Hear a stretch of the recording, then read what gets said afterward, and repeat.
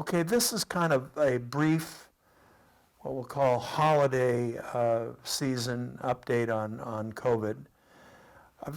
We've really tried over the past few months to give all of you information on a fairly regular basis about the pandemic and about what we can do to protect ourselves as faculty members and our communities. I thought it was very important to do this because there's so much inaccurate information around.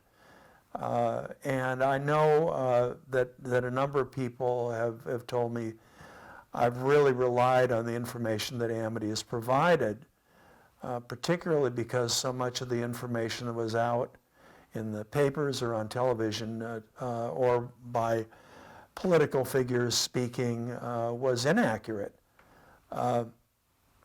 So there's good news and not so good news to share with you. First, effective vaccines are on their way. Some of you know that Britain will actually begin vaccinating people next week, which is amazing. And we're not going to be very far behind in terms of beginning vaccinations, probably starting with healthcare workers, which is great. Those folks have been heroic, and they deserve to be protected first.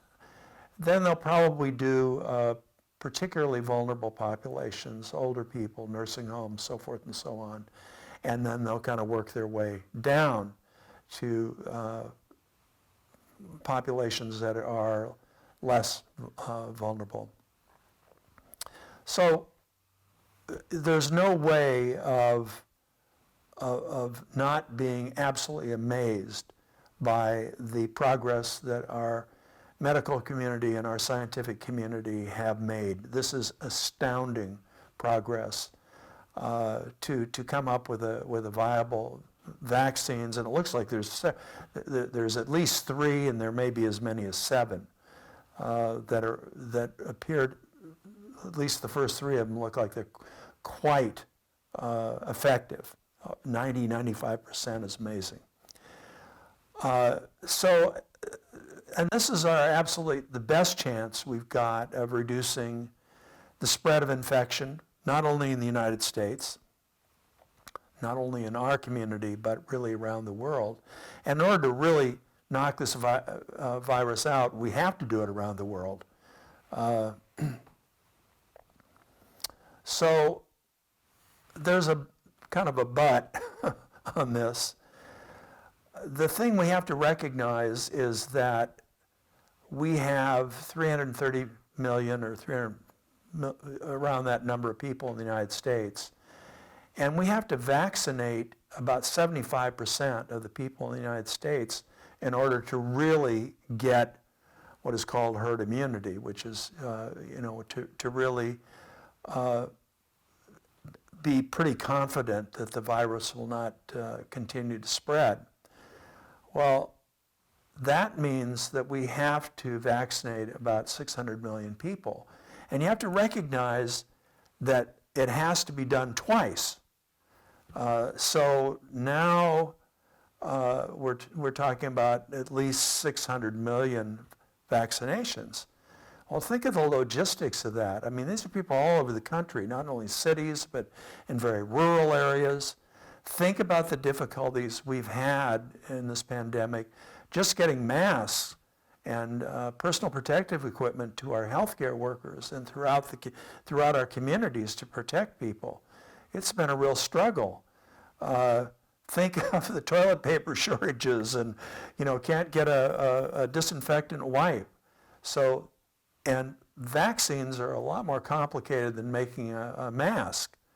There's the storage, because some of these vaccines have to be stored at incredibly low temperatures, 100 degrees below centigrade. That's like transporting liquid nitrogen or something. So it's not something you can do in your home refrigerator, or most hospitals don't even have that kind of refrigeration. So that's a challenge. Not all the vaccine, there's one vaccine which apparently you can store at room temperature. But nonetheless, to get out 600 million vaccinations, to create even the vials to put it in, to transport it, to figure out who's getting it first, to get it there, and then to administer it is an amazing logistical challenge and an amazing manufacturing challenge, which I think we'll do well with it, but it isn't going to be snapping your fingers and it's all going to happen. Having the vaccine doesn't solve the problem. The vaccination solves the problem. And it's going to take a bit to get from the vaccine to the vaccination. There's some things we don't know, which we can't know. How long is the vaccine effective? Well, you don't know. The only way we're going to find out is we vaccinate people, and as time goes by, they either don't get infected or they do get infected. If they do get infected after 3 months or 6 months, or a year, or they never get reinfected, we won't know until that amount of time passes, and we really know more about the vaccination. It doesn't mean you shouldn't take it. You should take it, absolutely. Once the FDA approves these things, I'll be first in line to get it a shot. And I think everybody, all of us at Amity should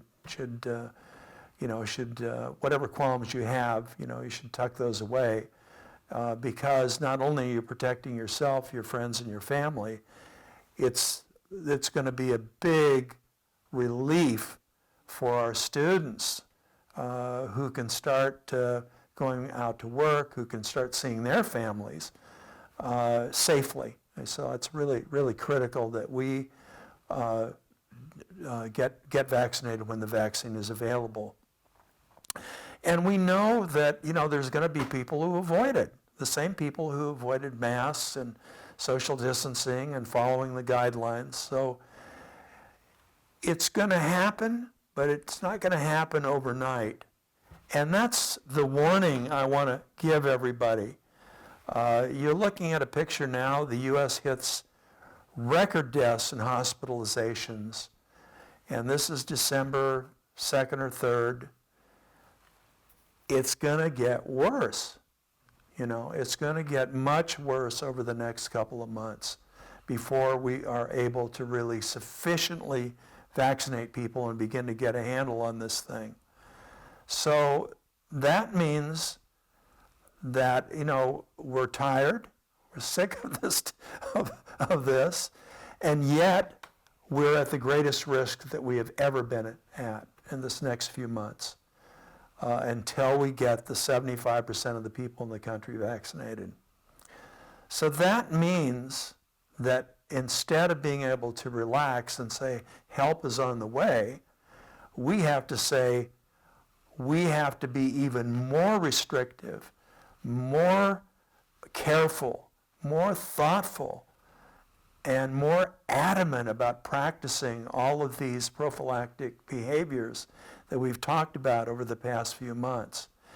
If we social distance, if we wear our masks all the time, except in the bubble, which we've talked about with people that we know are safe, if we do that, we can get through this. We can get through this, but if we are not careful, when we're not at work, okay, and we do risky behaviors, with the amount of virus that's out there right now, it is inevitable that we will have infections in our communities, and we don't want that. So we've got to really count on you. We've got to count on you as an individual to really stay the course, be very disciplined, be patient. Always remember that we came to this work to help people, and right now their lives and their their health is at risk if we're not absolutely committed to the task of getting through this thing safely. So redouble your efforts. You know, we can see the light at the end of the tunnel, and fortunately it's not a train. It is relief, and it is an opportunity to get back to whatever normal is like after this. It's going to be a different normal than the one we were in a year ago, but we will be able to return to many of the activities and things that we want to do. It's going to be much easier to help our students and do our teaching and therapeutic community processes, but we've got to get there. When the cavalry's coming over the hill to save you, you don't stop fighting the battle and wait until they get there. You keep fighting. Or the other one was, you don't want to be the soldier who's shot the day before the armistice is declared. So the cavalry is coming. That's the vaccine, and it is on its way. However, we have to keep fighting and being very disciplined and resolved about all of the safeguarding measures that we have implemented that have kept us safe so far, and recognize that the situation we're in right now is the most risky we've been in the entire year. And if we can get through this next few months, boy, what a relief it will be, and how proud we can be that we saved our families, our friends, and our Amity communities. So thank you all for what you have done and what I'm asking you to do.